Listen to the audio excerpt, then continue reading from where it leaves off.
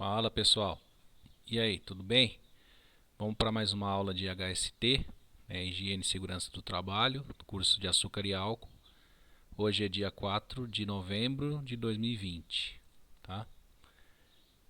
Na aula passada a gente começou a falar sobre incompatibilidades. Eu até passei um vídeo do ácido nítrico com o álcool, né? Como é perigoso misturar os dois, pois a reação até é um pouco demorada de acontecer, né? Tem um certo tempo para ela acontecer.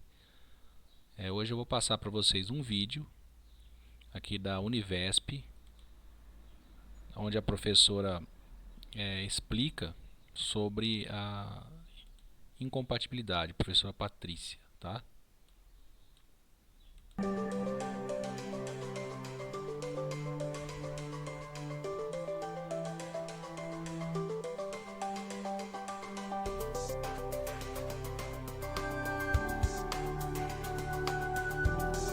Continuando nosso curso de Química Experimental, falaremos hoje sobre incompatibilidade química.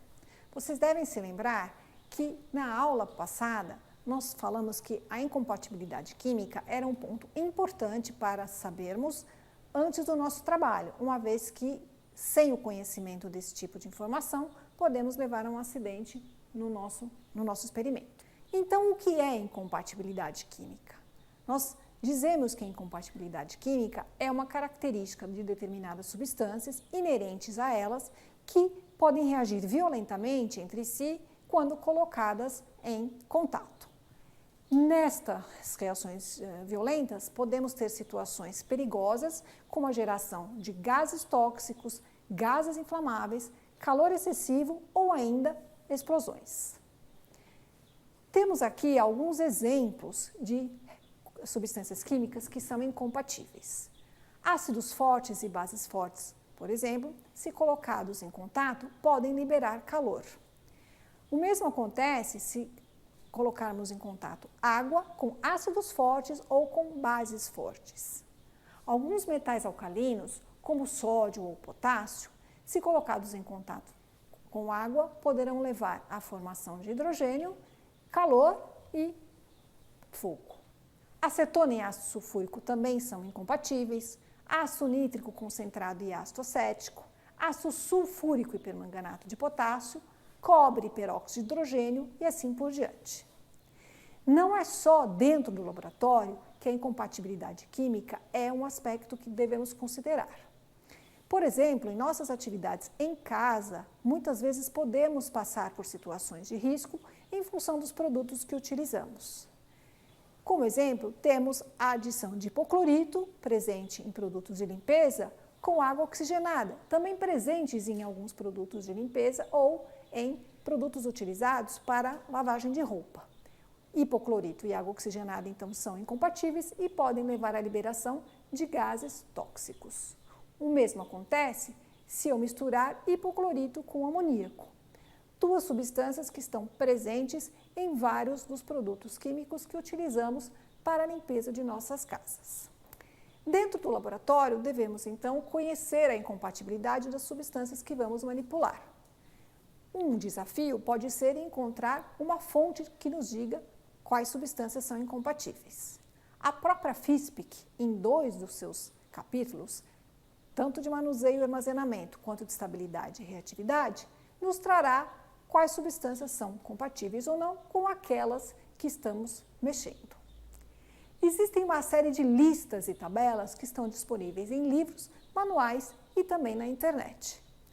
Essas listas nunca são suficientes, pois o número de substâncias químicas é muito grande. Assim, busque exaustivamente todas as informações que você puder a respeito da compatibilidade das substâncias que você estiver manipulando. Um exemplo de como saber qual é a compatibilidade de nossa substância envolve a utilização de um diagrama, originalmente produzido pela Agência Ambiental Americana, que conhecemos como EPA. Neste diagrama, na forma de uma escada, temos todas as substâncias presentes em função de suas classes. Além de trazermos as classes das substâncias, o que acontece se elas forem misturadas, temos as consequências dessas ações. Por exemplo, temos a possibilidade da ocorrência de uma reação exotérmica com geração de calor, a geração de fogo, a formação de gás inflamável inócuo ou a formação de gás tóxico. Podemos também ter apenas a formação de um gás inflamável, explosões, polimerizações violentas, solubilizações de substâncias tóxicas ou algumas substâncias que, quando misturadas entre si, acabam sendo perigosas, mas ainda não se tem total certeza sobre este efeito. Este diagrama, a princípio, ele pode parecer complicado. Vamos ver aqui neste slide uma ampliação do diagrama. Nas linhas da esquerda, encontramos uma série de números que vão nos dizer qual é a classe de produtos que estamos querendo analisar. Por exemplo, na linha 1, encontramos os ácidos minerais não oxidantes. Na linha 2, os ácidos minerais oxidantes. Na linha 3, ácidos orgânicos. Na 4, álcoois e glicóis e assim por diante. Se eu quiser saber a compatibilidade da minha substância, o que eu devo fazer? Devo encontrar, neste diagrama, qual é a linha correspondente à classe do meu produto. Por exemplo, se eu quiser saber se ácido nítrico e ácido acético são compatíveis, como eu devo proceder?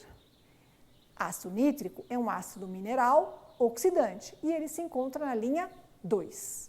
Ácido acético é um ácido orgânico que se encontra na linha 3.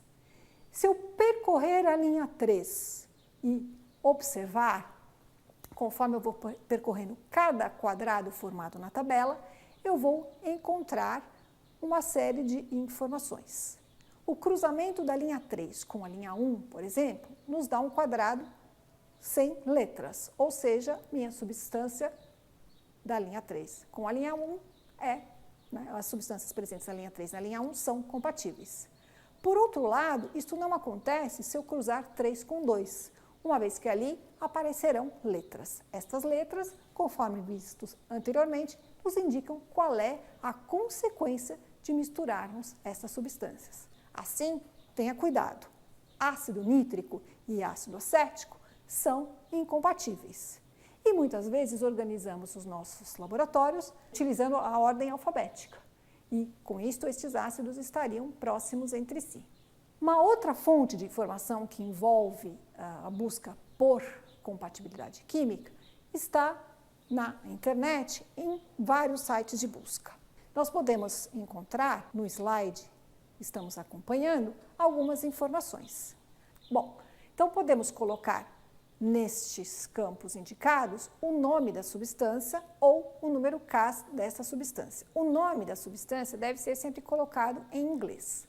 Caso eu não tenha esta informação, eu posso fazer uso então do número CAS.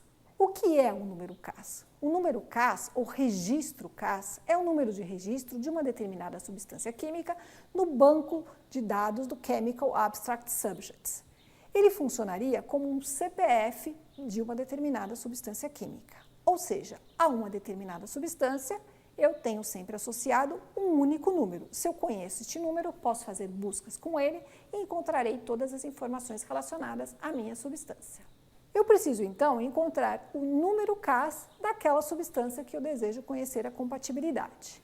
Uma ótima fonte de informação que me traz o número CAS é a própria FISPIC. No campo Composição e Informações sobre os Ingredientes, sempre encontraremos o número CAS daquela substância.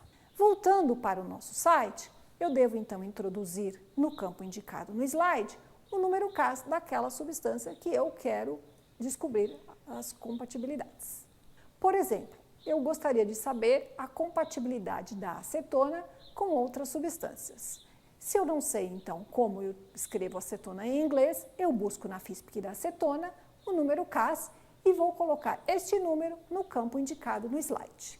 A seguir, do lado direito, eu vou clicar também no campo indicado, de tal maneira que eu estou buscando qual é a substância que tem aquele CAS. Vejam que temos aí a acetona e eu vou adicionar esta acetona aos meus materiais, clicando no ícone à direita. Agora, eu quero saber se a acetona é ou não compatível com hidróxido de sódio, ou seja, eu vou fazer uma nova busca colocando agora as informações do hidróxido de sódio, ou seja, eu tenho o número CAS do hidróxido de sódio e vou colocá-lo no campo indicado no slide. Neste caso, eu vou encontrar várias entradas para aquele CAS que eu pedi. Eu vou ter, por exemplo, hidróxido de sódio em solução. Eu preciso saber qual das entradas se refere ao produto que eu desejo ver se é ou não compatível com acetona. No caso, por exemplo, eu posso querer saber qual é a compatibilidade da acetona com hidróxido de sódio sólido. Então, eu vou escolher a terceira opção, como foi indicado no slide. Uma vez clicada nesta entrada, eu terei as informações a respeito do hidróxido de sódio e, uma vez mais, eu vou adicionar esta substância à minha lista de reagentes, clicando à direita no slide, na posição indicada. Para, então, saber se essas substâncias são incompatíveis, eu vou para o lado esquerdo da minha página na web e vou clicar no campo indicado Predict Reactivity, quer dizer, faça uma previsão da reatividade destas duas substâncias. O que temos então? O slide nos mostra que existe uma reação que ocorrerá caso eu coloque acetona e hidróxido de sódio ao mesmo tempo, em contato uma com a outra. E esta característica, este produto desta reação, está indicado no campo assinalado em vermelho no slide. Outros sites de busca podem ser utilizados sempre que eu quiser saber informações a respeito da compatibilidade dos meus produtos. Alguns links interessantes são mostrados no slide. Resumindo, o que acabamos de ver é que a compatibilidade química é uma informação importante para as nossas reações. Eu não posso correr um risco de um acidente durante a manipulação de produtos, porque eu não sabia que aqueles produtos, se colocados entre si, me levariam a uma reação indesejada. Então, eu devo, antes de fazer a minha reação, buscar as informações de compatibilidade relacionadas a todas as substâncias que eu vou manipular. Essas informações eu vou encontrar na FISPIC, em alguns sites específicos ou em sites de busca, que me trarão uma série de listas ou de tabelas que deverão ser consultadas.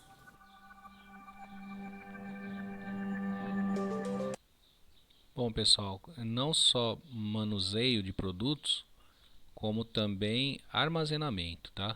O que é importante para nós vai ser daqui em diante estudar o armazenamento dos produtos, tá bom? Eu vou deixar esse material aqui com vocês, aonde ele fala aqui dos produtos que são incompatíveis, tá certo? E também vou deixar uma pequena atividade para vocês pesquisarem quais dos produtos que eu vou colocar na pesquisa, né? Se eles são compatíveis ou eles são incompatíveis, tá bom? Por hoje é só, tá, pessoal? Até mais.